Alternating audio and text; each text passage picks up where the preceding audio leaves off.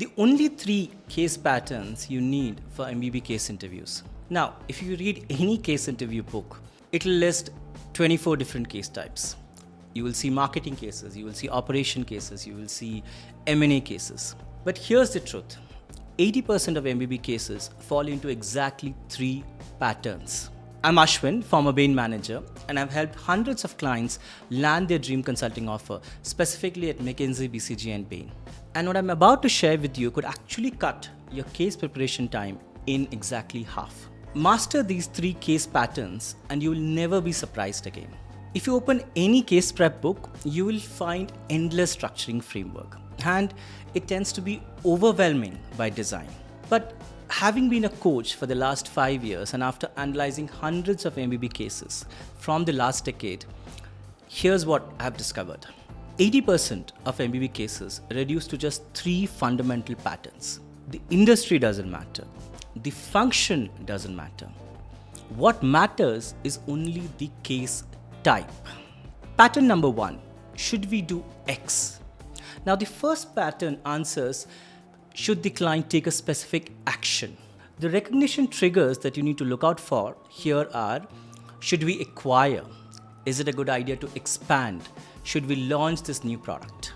The approach that you follow for these kind of decision cases would be, step 1, define the success criteria. Essentially, what needs to be true for this to be a good decision for the client. Step 2 is test each criteria. Derive a logic to verify if these conditions are being met. Step 3 is making the call, making the decision for the client. Do the facts, do the analysis, do our conclusions support moving forward or not? Do we recommend going ahead with the decision or not? That's pattern 1 for you. Pattern number 2, why did X happen? Now, the second pattern investigates something has changed. Why has it happened? And what do we do to remedy it, to fix it? The recognition triggers that you need to watch out for to identify this type of a diagnostic case would be, profits have declined by 30%. What should the client do? Customer complaints have doubled. What should we do? Our market share dropped. How do we get back to our earlier market position? These are diagnostic case questions. The approach to follow here would be, step 1, you conduct a quantitative diagnosis. What you do here is break down the key metric into constituent elements to isolate which quantitative problem driver broke. Once you have the quantitative problem driver, we move to step 2. Step 2 is to uncover the root cause. Why did this problem driver break? What drove this problem driver to a negative? Step 3 is the solution design. How do we fix it? What targeted measures and actions can we take to remedy the root cause, to fix the root cause? So always what, then why, then how to fix. What is the problem driver? Why did the problem driver turn negative? How do we remedy the root cause? Let's look at pattern number 3. Pattern number 3 is something like, how can we achieve X? So third pattern is about generating options to reach a goal. The key recognition triggers here to identify whether it is pattern 3, which is an idea generation case type, would be, how can we grow revenue?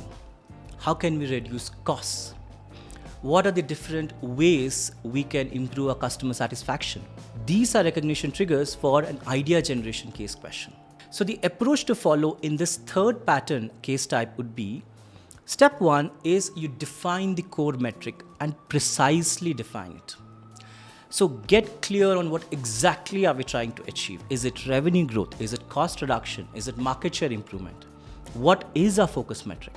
Step 2 is break down that focus metric into key drivers. What are the different main drivers and sub drivers that influence this core metric? Once we have the driver breakdown, step 3 is about generating targeted ideas. How can we move each lever? How can we influence each subdriver? So here we are not doing random brainstorming. We are doing systematic idea generation, because when you break down your focus metric into drivers and subdrivers, you have, let's say, multiple directions in which you can influence that focus metric. And now you can provide targeted ideas to influence these sub-drivers. Every case reveals its case type in the first sentence.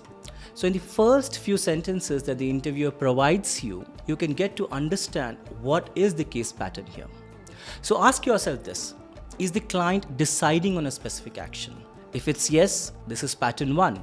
It's a decision case. He wants your help to make a specific decision. Pattern number 2 is if something has happened. So has something happened which they want explained? They want to know why it has happened. Why is my profit suffering? Why is my market share declining? If this is the words used, that equals pattern 2. It's a diagnostic case. Third pattern is, does the client want multiple options or ideas? If yes, it's pattern 3, ideation case. So here, the client will be asking, how can I grow revenue? How can I boost my market share? How can I increase my profits? That's it. These are the 3 main patterns. Within the first 10 seconds of the problem statement being given to you by the interviewer, you can actually know what approach you can follow. More complex cases using these patterns could be combinations of the same 3 patterns.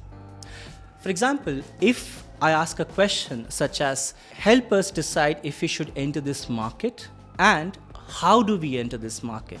So the first part is a decision question. The second part, how do we enter? That's an options question. That's an idea generation question. You could look at multiple options and decide which option is best for the client. So now stop memorizing those 20 frameworks that every casebook gives you.